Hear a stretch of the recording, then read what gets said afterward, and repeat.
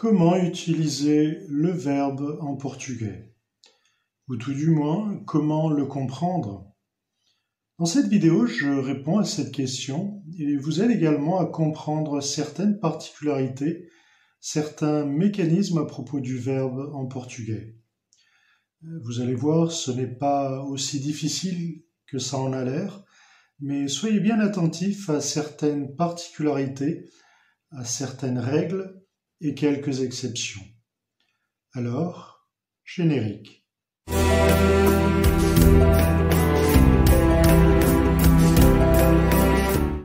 Bonjour, c'est Philippe, bienvenue sur ma chaîne où j'aide la communauté francophone à apprendre le portugais.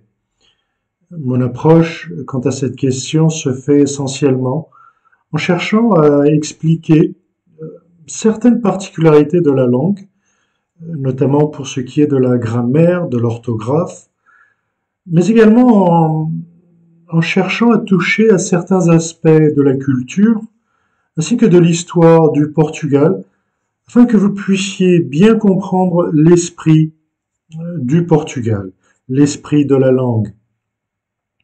Si vous êtes nouveau sur cette chaîne, l'invitation que je tiens à vous faire est de pouvoir vous abonner, puisque je publie régulièrement. Donc, que pouvons-nous dire à propos du verbe? Que pouvons-nous apprendre afin de pouvoir l'utiliser? Alors, qu'est-ce qu'un verbe? Bien, en termes simples, nous pourrions définir le verbe comme un mot variable qui exprime l'action, le processus ou l'état et qui présente des marques morphologiques de personne, de nombre, de mode, de temps, de voix, d'aspect. Donc c'est là en termes simples ce que pourrait être un verbe.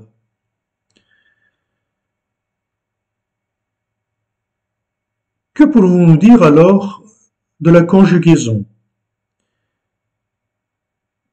J'ouvre simplement une parenthèse en ce qui concerne la conjugaison. Dans cette vidéo, nous ne parlerons pas concrètement des temps, de la conjugaison des verbes à certains temps. J'en ferai l'objet de prochaines vidéos. Je consacrerai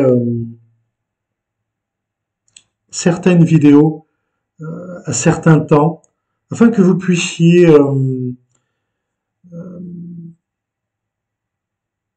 ne pas être confus quant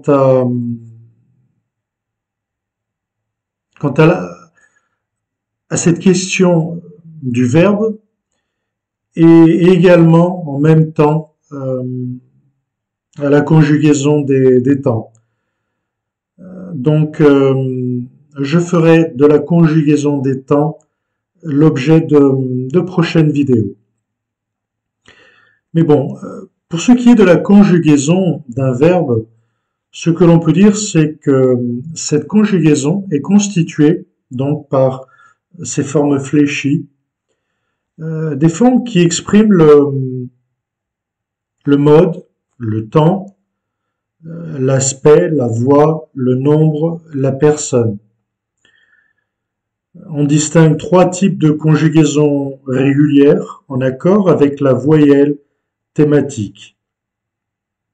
En premier lieu, nous pouvons parler de la conjugaison qui inclut les verbes avec voyelle thématique A, comme dans amar, qui veut dire aimer, cantar, chanter, lavar, qui veut dire laver. Mais il y a aussi la conjugaison qui inclut les verbes avec la voyelle thématique E, comme dans descer, qui veut dire descendre, prometer, promettre, vender, vendre.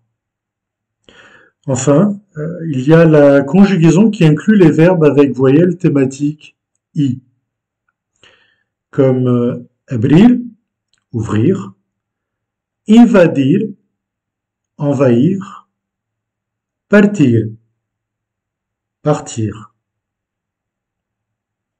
partir ou casser. Ça dépend du contexte, une fois de plus, afin de pouvoir vous situer dans une phrase, dans un texte.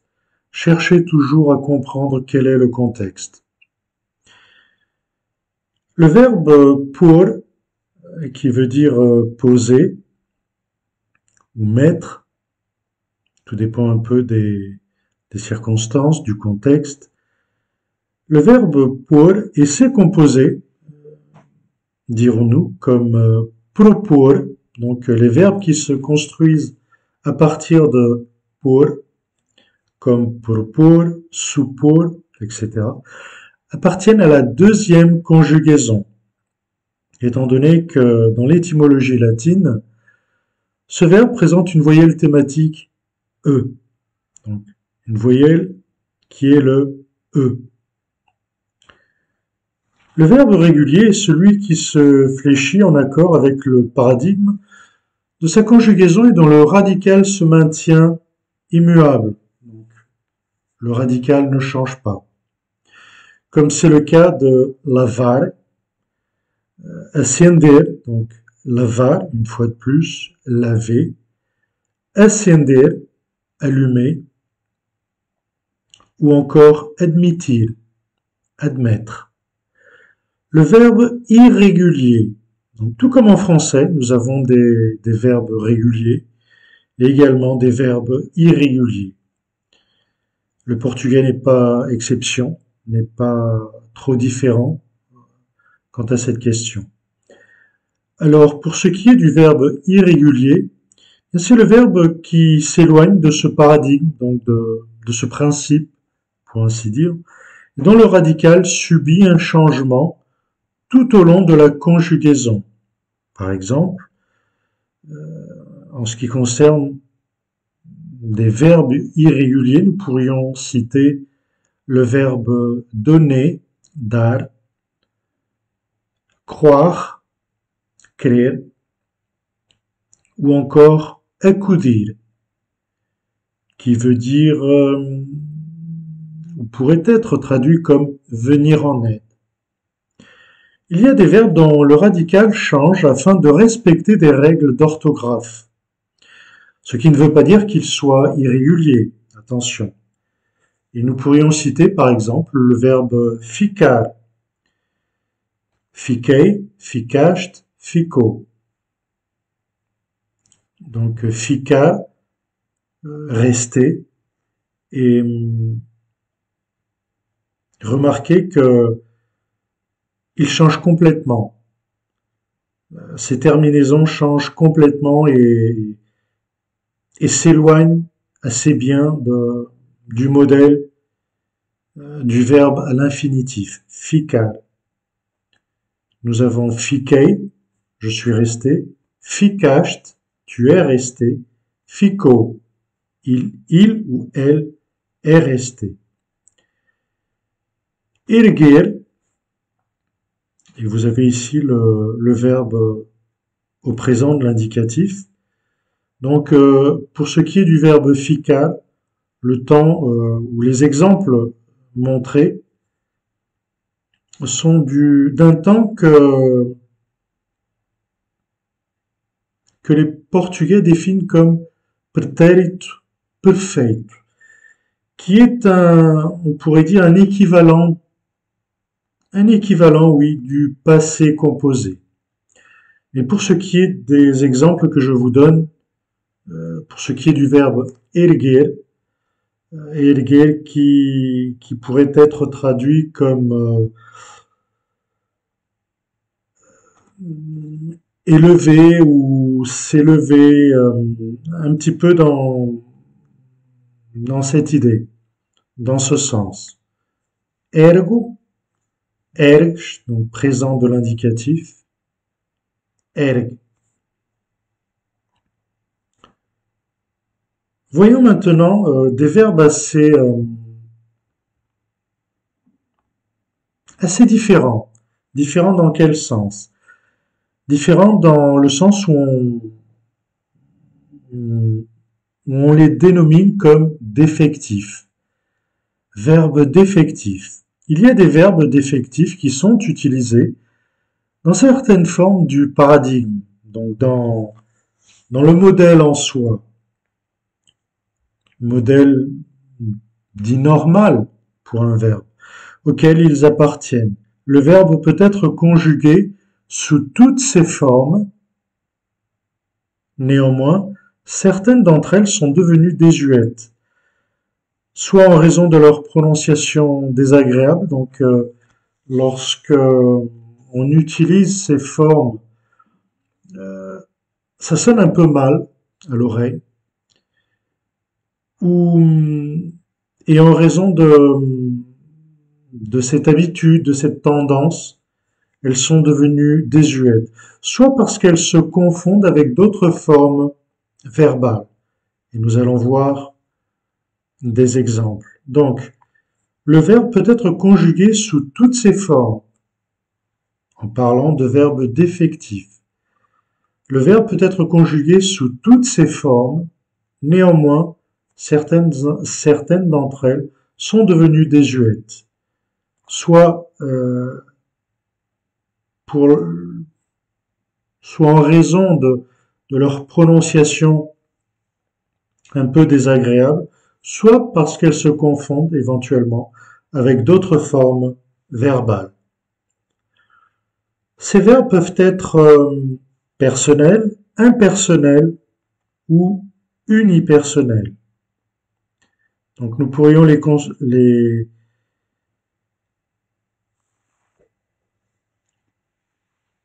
envisager ou les définir, les interpréter comme personnels, impersonnels ou unipersonnels. Donc voyons ce que cela veut dire. Les verbes personnels sont ceux dont toutes les personnes grammaticales ne sont pas utilisées, comme bannir, et je pense que vous avez deviné, puisque il veut dire bannir, donc bannir,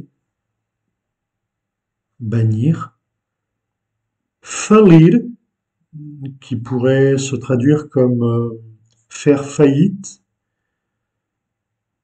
ou encore réaver, réavoir. Les verbes impersonnels expriment une action qui n'a pas de sujet et s'utilise uniquement à la troisième personne du singulier, comme chouvir, pleuvoir, nevar, neiger. Donc, ce sont des verbes qui n'ont pas de sujet, pour ainsi dire, et s'utilisent donc uniquement à la troisième personne du singulier. Il pleut, il neige, ou encore trouvejar, il tonne. Donc, lorsque l'on voit des éclairs dans le ciel, on peut dire que il tonne dans le ciel. Les verbes unipersonnels s'utilisent également aux troisième personne, soit singulier, soit pluriel. Donc on voit comment il peut y avoir certaines différences. Et quelles sont-elles? Les verbes alors unipersonnels ou dits unipersonnels s'utilisent également aux troisième personne, mais contrairement aux verbes impersonnels, les verbes unipersonnels s'utilisent également au pluriel, donc troisième personne, soit singulier, soit pluriel. Par exemple, ladrar, aboyer, miar, miauler, et enfin piar, qui se réfère plutôt aux oiseaux ou à certains oiseaux, ululer. Voyons maintenant quelques quelques particularités des verbes. Les verbes peuvent susciter des doutes à plusieurs niveaux, donc c'est parfaitement compréhensible et nous allons voir pourquoi. Au niveau graphique, il existe fréquemment des difficultés quant à la façon correcte d'écrire une quelconque forme verbale des diverses existantes.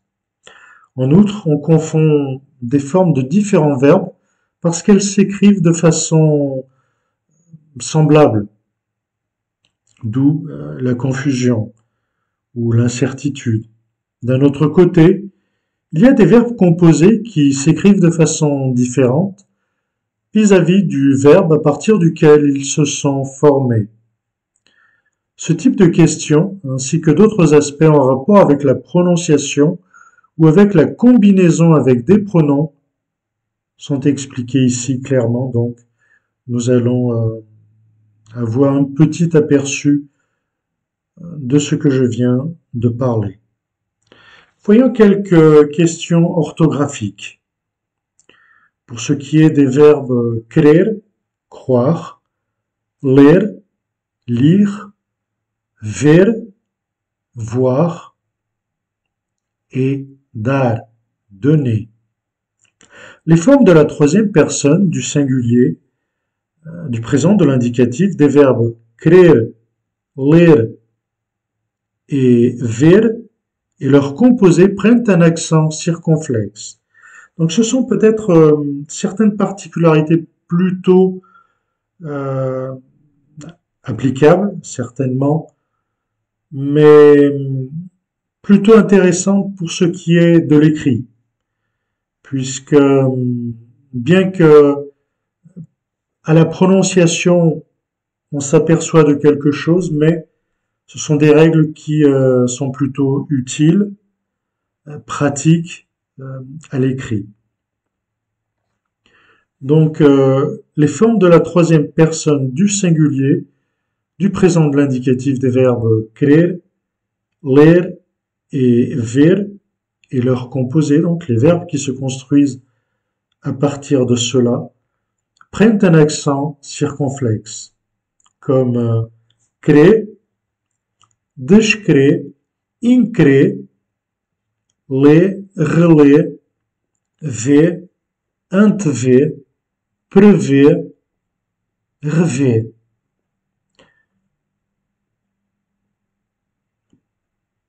Donc vous avez les verbes crer, ler, ver, mais également certains composés. Donc certains verbes construits ou obtenus à partir de ces trois verbes cités. Les formes de la troisième personne du singulier et du pluriel, du présent du subjonctif du verbe dar et ses composés prennent également un accent circonflexe. Par exemple, de, dejde ou encore rede.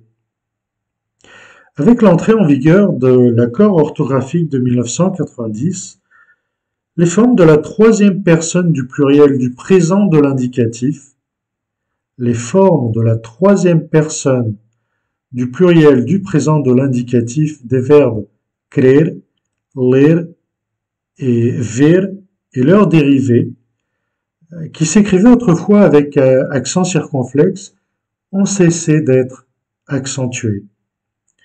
Aujourd'hui, donc, après l'entrée en vigueur, il y a quelques années, de ce nouvel accord orthographique, donc les verbes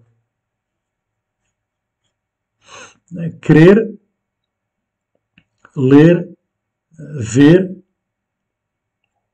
et leurs dérivés. Donc, si autrefois à la troisième personne du pluriel du présent de l'indicatif, il prenait un accent circonflexe, aujourd'hui, ce n'est plus le cas. Comme vous pouvez le voir, créer, donc on parle de la troisième personne du pluriel du présent de l'indicatif, créer, des, les, v. Avec l'entrée en vigueur de l'accord orthographique donc, de 1990, pour ce qui est du verbe dar, la première personne du pluriel, du présent, du subjonctif peut ou pas prendre un accent circonflexe. C'est comme ça. L'accent sert dans ce cas pour distinguer cette forme de la première personne du pluriel du passé composé ou du temps que les Portugais appellent donc pretérito perfeito, qui est en fait un équivalent. Voilà, je pense que l'idée, ce n'est pas tout à fait la définition correcte, mais ça serait un équivalent du passé composé. Donc, quels sont les exemples? Demos, contrairement à demos. Demos, demos. Haver, verbe avoir. Jusqu'à l'entrée en vigueur de l'accord de l'orthographe, dans les cas où les formes verbales sont composées par une syllabe seulement, le verbe haver se liait autrefois à la préposition de à travers le trait d'union. Donc, jusqu'à l'accord ou jusqu'à l'entrée en vigueur, on donne la date de 1990 comme l'accord de l'orthographe, mais il est entré en vigueur bien plus tard. Mais bon, jusqu'à l'entrée en vigueur, dirons-nous, jusqu'à l'entrée en vigueur de cet accord de 1990, dans les cas où les formes verbales sont composées par une syllabe seulement, le verbe haver se liait à la préposition de à travers le trait d'union, comme hei de, age de, a de. Havemos de, eis de, ou bien haveis de, ou encore en de. Avec l'entrée en vigueur de l'accord de l'orthographe, le trait d'union a cessé d'être utilisé. Hei de, age de, a de, hei de, en de. Ce verbe peut être utilisé à toutes les personnes grammaticales ou seulement à la troisième du singulier. Dans le premier cas, il apparaît comme un verbe auxiliaire, donc comme en français. Le verbe avoir apparaît également comme un verbe auxiliaire de temps composé. Nós havíamos, houvéramos, ou encore haveremos dito que. Nós havíamos, nous avons dit. Houvéramos dito que.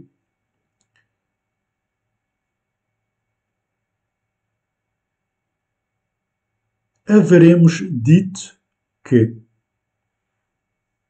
Donc, on voit que dans ces exemples, le verbe avoir apparaît comme un verbe auxiliaire de temps composé. Dans le deuxième cas, puisque nous avons parlé de cette possibilité, soit à toutes les personnes grammaticales, et il s'agit d'un verbe auxiliaire, soit il est utilisé seulement à la troisième personne du singulier. Et dans ce cas, il est utilisé comme verbe impersonnel avec le sens d'exister. Havia, il y avait, houve, il y a eu, haverá belo jardim. Il y aura un beau jardin. Voyons maintenant le verbe parar, arrêter, et ses composés. Jusqu'à l'entrée en vigueur de l'accord de l'orthographe de 1990, les formes de la troisième personne du singulier du présent de l'indicatif et de la deuxième personne du singulier de l'impératif du verbe parar étaient accentuées de façon à ne pas être confondues avec la préposition para. Donc, il partiu pro Brasil, para o Brasil. Il est parti au Brésil, ou en direction vers le Brésil. Donc il est parti au Brésil. Cela pour que vous puissiez donc comprendre la préposition para. Et comme vous pouvez le voir alors, en opposition, une troisième personne du singulier, du présent de l'indicatif, ou encore la deuxième personne du singulier de l'impératif en opposition avec la préposition para. Avec l'entrée en vigueur de l'accord de l'orthographe, la forme verbale para cesse d'être accentuée. Donc, il n'y a plus d'accent tonique. Avant la mise en place du nouvel accord orthographique, les composés de parar n'étaient pas accentués et aujourd'hui encore, ils continuent à ne pas l'être, comme ant parar, de parar, se déparer, mal parar. Donc ce sont des verbes construits autour de parar et autrefois il n'était pas accentué et aujourd'hui il continue à ne pas l'être. Donc voilà, c'était une petite vidéo, je ne sais pas le temps mis pour la réaliser, mais quelques notions de grammaire à propos de certaines particularités afin de comprendre les mécanismes du verbe en portugais, afin de pouvoir les comprendre et être à même de les utiliser dans l'apprentissage de la langue. Merci pour avoir pu suivre cette vidéo jusqu'à la fin. Si vous avez aimé cette vidéo, faites-le moi savoir. Ce sera toujours assez gentil de votre part d'avoir un aperçu de vos goûts, de vos besoins. Si vous avez des doutes ou des questions à me poser, faites-le moi savoir dans les commentaires. Ce sera un plaisir pour moi de pouvoir vous répondre, de pouvoir partager avec vous. Donc dans une prochaine vidéo, nous continuerons cette explication à propos de l'emploi correct du verbe, afin de comprendre certaines particularités, certains mécanismes, de façon à être à même de pouvoir comprendre divers éléments composant une phrase, tout du moins être à même de pouvoir vous exprimer correctement, que ce soit à l'oral ou à l'écrit. Merci encore une fois pour avoir pu assister à cette vidéo. Si vous êtes nouveau, l'invitation que je vous fais alors est de pouvoir vous abonner afin de façon régulière apprendre les divers mécanismes de la langue portugaise. C'était Philippe, alors à une prochaine vidéo.